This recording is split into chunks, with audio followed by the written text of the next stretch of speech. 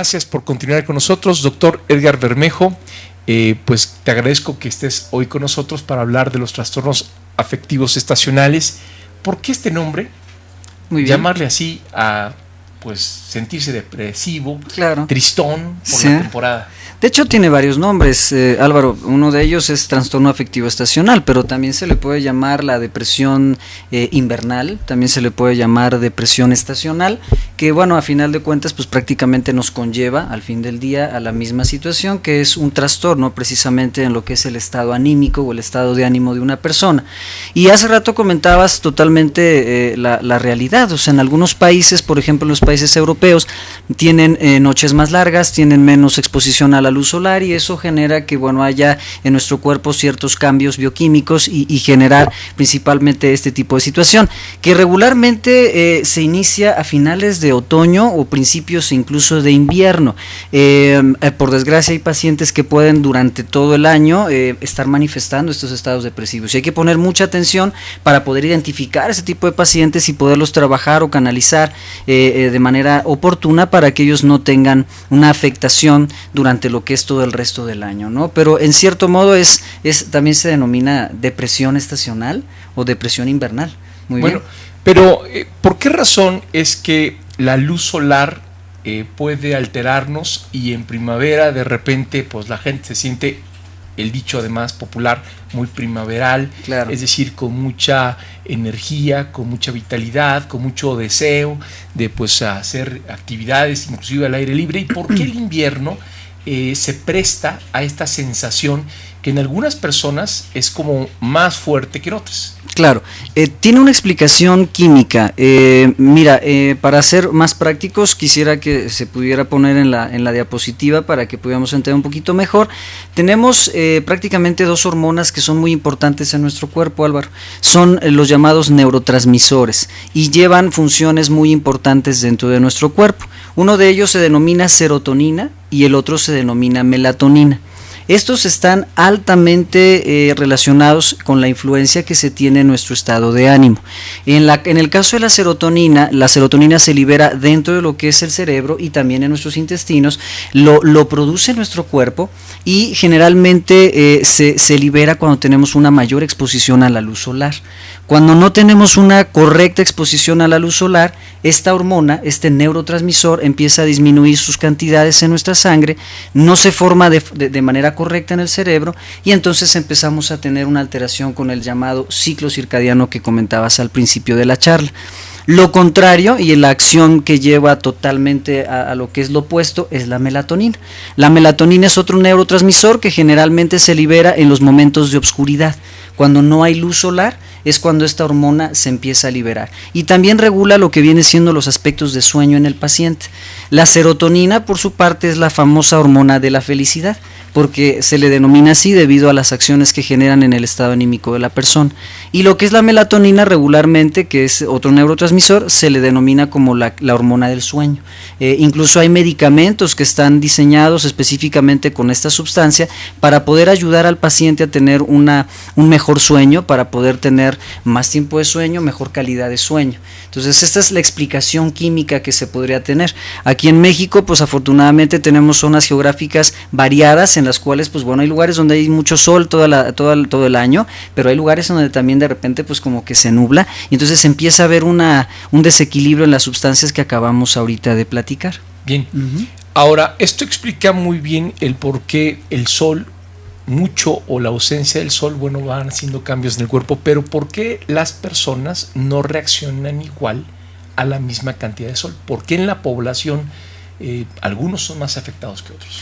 Generalmente hay otros aspectos que tienen que ver con esto, Álvaro. Hay la famosa susceptibilidad, incluso hay factores que pueden llegar a generar que un paciente, una persona no tenga esa misma tolerabilidad para lo que es la luz solar, o que tolere más tiempo estar sin exposición a la luz solar. Hay mecanismos, generalmente las más afectadas aquí, por desgracia también nuevamente tenemos que hablar de esto, son las mujeres. Las mujeres, por la situación hormonal que manejan, son más vulnerables a tener este tipo de situaciones en su cuerpo y estos desequilibrios que realmente se llegan a dar, pero hay factores inclusive también genéticos que pueden poder lograr este tipo de objetivos, y más adelante también vamos a ver dentro de otras causas, por ejemplo, el alcoholismo es uno de ellos. El paciente que consume o que tiene consumo de elementos etílicos pueden llegar también a promover con mayor facilidad este estado depresivo, este estado también emocional o esta labilidad emocional. Los divorcios, por ejemplo, separaciones, es algo que el paciente le pega, le impacta de manera importante, y eso generalmente también hace más vulnerable a la persona. La cuestión del aislamiento social es una de las situaciones también que en muchas ocasiones pueden generar este tipo de cuestiones. La cuestión del estrés, ¿verdad? La pérdida de algún familiar, de algún amigo, de alguna persona querida también puede generar esa vulnerabilidad para poder favorecer a esto. Y por supuesto también los dolores o enfermedades crónicas, que es muy importante tocar este tema, porque hay personas que toda la vida están padeciendo de un dolor y que generalmente bajo ciertas circunstancias como que es el pretexto para que empiecen a tener este tipo de cambios en el estado de ánimo, principalmente la depresión. Doctor, me estás entonces contando que el cúmulo de estos factores, factor externo, la luz, por supuesto, la luz del sol que hemos platicado, más la bioquímica interna, más los otros eventos que cada paciente va viviendo, va generando pues eventos detonativos en donde la persona va acumulando pues una cierta depresión, una presión interna hasta que genera ya una patología. Sí, esto querría decir entonces que podría ser a la inversa, que si de repente tenemos una serie de eventos negativos y además el clima no ayuda, podríamos entonces buscar algún otro tipo de actividades para que entonces haya un contrapeso. Claro.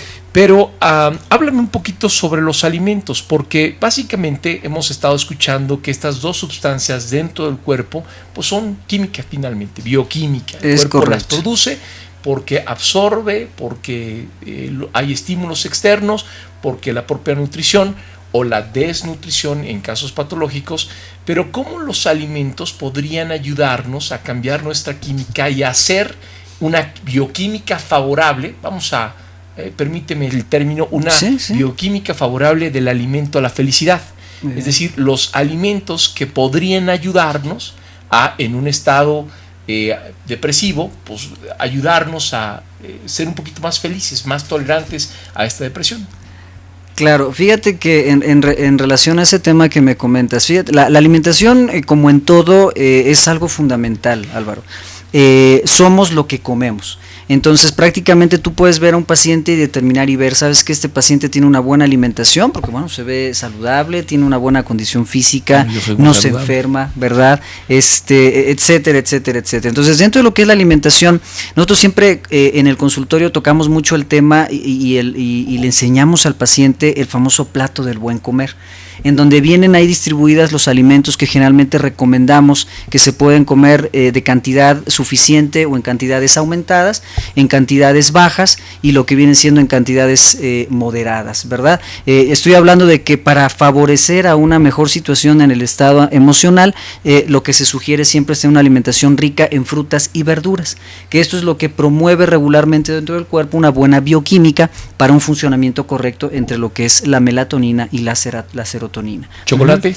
Chocolate, mira, generalmente chocolate hay estudios que hablan acerca de que si el chocolate realmente te causa felicidad, ¿no? Y que te hace que libere ciertas hormonas, inclusive endorfinas y otro tipo de sustancias. Pudiera ser también, no tengo a la mano el dato específico de un estudio que pueda hablar acerca de lo que viene siendo eso, pero sí hay el tema y se ha tocado el tema de que el chocolate causa felicidad, ¿no? Sí, porque la pregunta sería, bueno, ¿cuántas barras? Claro, exacto, sí, yo creo que muchos de los radioescuchas están esperando también esa respuesta. Y para los muchachos universitarios, ¿cuántas barras se necesita para superar un 5 de calificación, no? Sí. O cuántas barras para soportar tanta infracción por los controles de velocidad. Mientras no padezcan de acné y no padezcan migraña, yo creo que el chocolate bienvenido, ¿no? O sea, no hay ningún problema. El chocolate tiene muchos beneficios, pero sabemos también muy bien y está estudiado que también, por desgracia, en algunos pacientes genera algún problema. Pero normalmente, y hablando del tema, es frutas, verduras, normalmente lo de color verde, también espinacas, berros, brócoli, generalmente son los productos que recomendamos mucho para poder tener mucho elemento de hierro en el cuerpo y poder favorecer también a una buena nutrición en nuestro organismo, ¿no? Bien, pues quédese con nosotros. Nosotros estamos por irnos a un corte muy breve y al regreso seguiremos platicando sobre la diferencia entre una depresión franca, una depresión que requiere ya asistencia médica, cuáles son los signos, los síntomas, cuáles son los datos para detectar y ser atendido a tiempo y cuál sería el tratamiento, y regresamos.